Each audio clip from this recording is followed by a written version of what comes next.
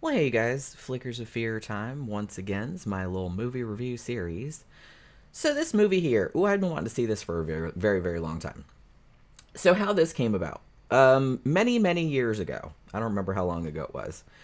I saw a 1997 thriller called Nightwatch. Ewan McGregor was in it, Patricia Arquette was in it, Josh Brolin, Nick Nolte. I remembered it being like pretty decent. Like I don't remember a huge amount about it, but I was just like, yeah, that was pretty good. And I also vaguely remembered that it was an English language remake of a foreign film. So after I saw it, I was like, oh, one of these days I should check out the original at some point. But of course, over the years, I kind of forgot about it, which is happening a lot more frequently, like the older I get. But yeah, so I just kind of like completely forgot about it. Like I said, it was a long time ago that I saw the 1997 one. And then, lo and behold, in May of 2024, only a few days before I'm recording this, as a matter of fact, Shudder, good old Shudder, added the 1994 original Nightwatch, which is Danish. And the original title, which I'm sure I'm going to mispronounce, is Nattevagten, I think is how you say it, or please forgive me, Danish people. I'm just like, and I'm going to say right now that like all the actors and stuff in this, I'm not even going to attempt to pronounce their names because I'm just going to embarrass myself. So yeah, so Shudder added this. I think probably because, and I didn't know this until I started researching this, was there was a sequel to this movie called Nightwatch: Demons Are Forever, and it was released like fairly recently, like right back in late 2023, and it had most of the same cast, which I'll probably have to check out at some point because it sounds kind of interesting. I'm kind of interested to see where they go with this. I've heard it wasn't great, but I don't know. You know what I mean? So seeing that on Shudder, I kind of did a little low-key squeal of excitement because I was just like, oh, I remember seeing the Ewan McGregor one, and I remember saying that it's like I should see the original foreign language version. And here it is. So, it was a nice stormy afternoon, just perfect for watching some creepy shit. So I got a nice hot cup of coffee and sat down and watched it. So this movie, it kind of had the same situation as the movie Funny Games, and like Michael Haneke did a foreign language version, then he directed an English language version as well, and they're kind of the same. This is kind of the same thing that happened here because both the 1994 Nightwatch and the 1997 Nightwatch were directed by the same guy, Ole Bornedal. Again, I forgive me, Danish people, if I'm mispronouncing everything, which I'm sure I am. But like I said, I don't remember that much about the 1997 version other than the impression of it being pretty good. But this one is fantastic. It has like a really, really creepy atmosphere like through the whole thing and has some really, really good acting performances, including the lead character who is played by none other than, please forgive me again, Nikolaj Coster-Waldau, better known as Jaime Lannister from Game of Thrones. So yeah, this was an early film that he was in. Might have been his first one or his big break or something like that. So as far as I could determine, the plot of this one is pretty much the same as the 1997 film. They're very similar. So if you've seen the remake, there won't be any surprises here. Pretty much the outcome is the same. But honestly, like I said, I saw the remake so long ago that I didn't remember what happened in it at all. So it seemed all new to me anyway. So the plot of Nightwatch centers on a young law student by the name of Martin Bork. And he gets a new job as a night watchman at like a mortuary type situation to, earn some extra money, as students do. Yeah, it's creepy. His friends like give him shit about it, but it seems like an easy gig, right? It's like it's super quiet, nobody's there but him. He can just sit on his ass all night, study, listen to music, fart around. No one's gonna bother him, and he'll get paid on top of it. So, like I said, it sounds like the ideal job to me. Now, the previous night watchman, who's this spooky old codger with these kind of weird milky eyes, and kind of shifty, a little shady. He kind of shows Martin around the place as you would, and he points out in particular the one like super creepy room with all the vats of body parts and shit like that in there, and the one long kind of brightly lit area with all the new stiffs that they bring in like under the sheets on gurneys or whatever. So Martin notices something in here that's a little bit weird, and he's like, why are there like little pull cords like hanging over all the gurneys with the bodies on them? And the old man says, well, obviously it's in case one of the dead people, who's obviously not really dead, wakes up, and that's the, emergency. If the cord is pulled, it'll set off an alarm, like this little red alarm, in the watchman's office. But the old guy says, don't worry, that has literally never, ever happened. Which means that it's going to happen at some point during this movie. Oh, the old man also tells Martin that one of the previous night watchmen got fired for having sex with the corpses, but it was all hushed up. So there's that. Now, other than the whole mortuary angle, there's a bunch of other stuff going on, both in Martin's life and around Copenhagen, Denmark in general. For one thing, Martin has a girlfriend named Kalinka, and he loves her very much and is even kind of considering, thinking about marrying her. He also has a very obnoxious best friend named Jens, whose girlfriend, Lottie, is Kalinka's best friend. So the four of them, all hang out together. More on Jens later, because he's kind of a big part of the plot going forward. Now, on top of all that, there also appears to be a serial killer on the loose in Copenhagen, murdering sex workers. So one of the victims actually gets brought into the morgue that Martin works at, and this is when he meets Peter Vermeer, who is the detective in charge of the investigation. So the detective actually lets Martin see the woman's body, after she gets brought in, which is all kinds of mess. She's all kind of fucked up. And he actually tells Martin in confidence that the killer has a signature. That's how they know it's all the same person. He scalps all his victims. And this is a detail that they have been keeping from the media.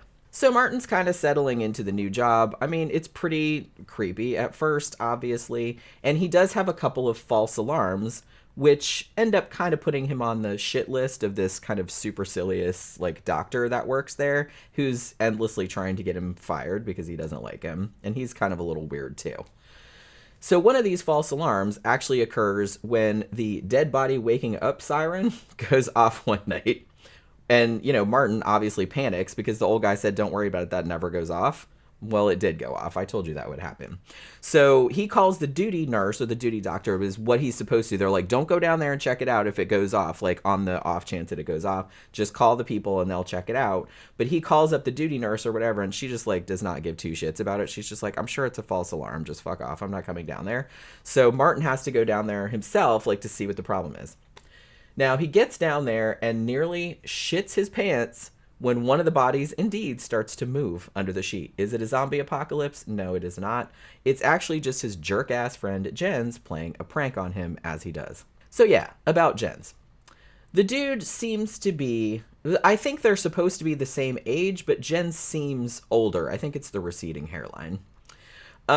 He seems to be having some kind of existential crisis. I think that he's afraid of becoming boring and conventional like their parents, you know what I mean? So because of this, he's been trying to do increasingly crazy shit in order to kind of experience the full range of human emotions and human depravity, or grab life by the balls or something like that. You know what I mean? So he tells Martin, after they've been drinking, they get all drunk at a pub one night, and he's like, oh, I've been running around on Lottie, his girlfriend, and seeing this sex worker named Joyce who will do absolutely anything that he tells her to do if he pays her. Now, Martin is kind of shocked by this situation, as you would be, but it doesn't actually take too much convincing from Jens for Martin to agree to a game of sorts. Not a Game of Thrones, but a different kind of game. Basically, if one bro challenges the other bro to do something, no matter how fucked up it is, they have to do it, no questions asked. If the bro doesn't do what the other bro requested, they lose the challenge and they have to marry their girlfriend, because apparently this is the worst punishment that Jens can think of. These two guys, I mean, Jens more than Martin, but, Jens is kind of the worst. So, yeah, so this kind of game can obviously go all kind of sideways. But, Martin's drunk and he's like, okay, I'm here for it.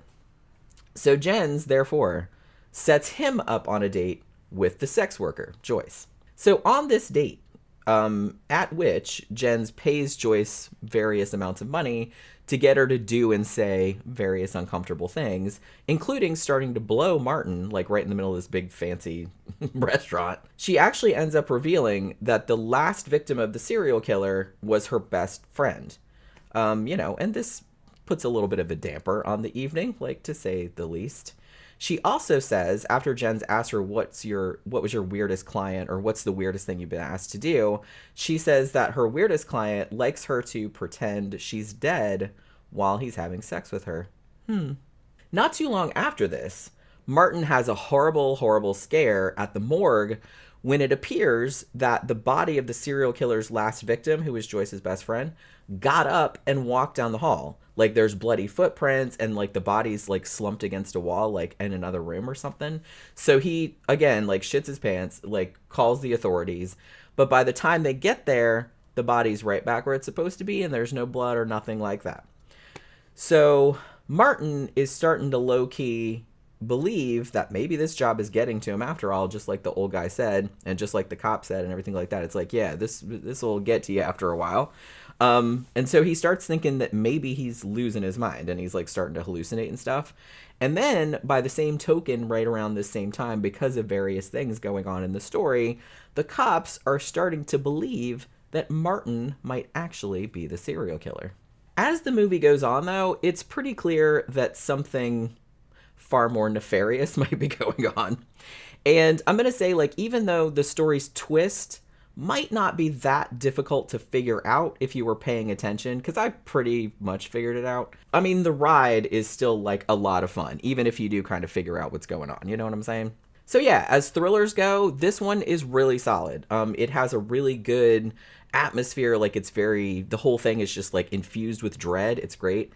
The lead character of Martin is affable, and you're kind of like rooting for him even when he does kind of boneheaded things, and you're just kind of want to smack him in the face. And there's kind of a mystery, like a lot of red herrings and kind of unexpected turns. Like I said, I kind of figured out where it was going, but you might not. I'm not really sure how obvious it is. And it might be that I kind of recalled it from the remake, even though that I didn't remember the remake all that well. I will say the character of Jens is pretty unlikable, but he's kind of supposed to be. And he's still like interesting to watch. And, like I said, in the context of the story, there's a reason why he's like that, so you can't really be too mad at it. Now, if I had a slight criticism, this isn't really a criticism, I guess, but I will say that, like, I felt like the ending was a little bit too funny. There is, like, some humor in this, but it's not, like, funny haha, it's more like dark humor. So I felt like the ending was like maybe slightly too funny or slightly too upbeat, considering like the tone of the rest of the movie. But I did hear that the recent sequel, which again I haven't seen, undoes a lot of the original's ending, like happy ending, you know what I mean? But like I said, I wasn't really all that bothered. It's not that different from how a lot of thrillers end. I just thought it was a little bit weird, that's all. So yeah, if you saw the 1997 remake and are kind of curious to see where it all came from, I would absolutely recommend this one, the 1994 one. It's obviously a Danish film, so the cultural context is going to be slightly different than the American version, duh. But in my opinion, it's definitely worth watching and has some like really, really good, like unsettling sequences and imagery. And it has actually a decent amount of gore if you're into that too. So that will do it for this Flickers of Fear. Hope you guys enjoyed the video. Please remember, like, share, subscribe, and comment. And I'll see you guys again on the next one. Bye.